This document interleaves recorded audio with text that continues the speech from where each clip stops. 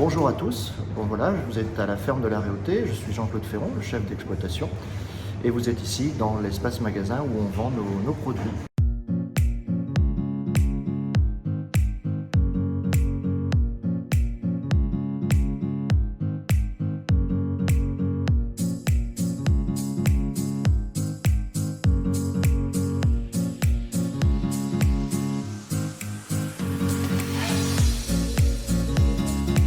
Alors on vend beaucoup de choses, mais majoritairement on va vendre des pommes, des fraises et des légumes de toutes sortes. Et c'est de deux façons, soit accueillis par les gens lorsque c'est la saison, ou bien dans notre magasin comme c'est le cas actuellement. Oui, bien sûr, on travaille avec des producteurs locaux. Donc on essaye de trouver des agriculteurs qui sont voisins. C'est le cas de la ferme de la Sablonnière ou c'est le cas des volailles qui sont à Gonnet à quelques kilomètres de chez nous.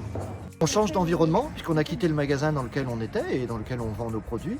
Et ici, vous avez une vue sur l'espace de cueillette dans lequel on cultive et dans lequel les gens vont cueillir leurs fruits et légumes. La ferme de la Réauté, parmi ces qualités dont on a parlé, donc de vente directe, de proximité, je pense que c'est de cueillir des produits qui sont frais quand on vient les chercher. Et c'est aussi, à côté de la consommation, de l'achat, c'est de passer un bon moment en famille et de découvrir comment les légumes et les fruits poussent. Alors on propose, en complément de la cueillette, on propose des animations telles que la chasse aux œufs au moment de Pâques, ou alors quand c'est l'occasion d'Halloween, eh bien on va faire des ateliers de réalisation de courges et les enfants et les mamans ou papas repartent avec une courge décorée. Les produits qui se vendent le plus, eh bien c'est la pomme, qui est vraiment l'histoire, l'origine de cette ferme. Et après, les fraises, qui sont effectivement un produit que tous les gens apprécient et qui viennent cueillir ici à des prix intéressants.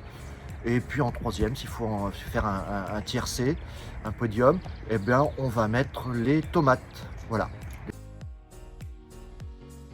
Les moyens de communication du magasin sont assez nombreux. Bon, d'abord, on utilise les outils, les réseaux sociaux, donc Facebook, Instagram.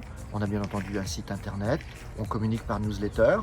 Et ensuite, grâce à un réseau chapeau de paille, donc qui regroupe des fermes comme la nôtre en France, on a des campagnes de communication qui peuvent être digitales, qui peuvent être par de l'affichage, ou alors cette année des opérations de télévision, de sponsoring en télévision.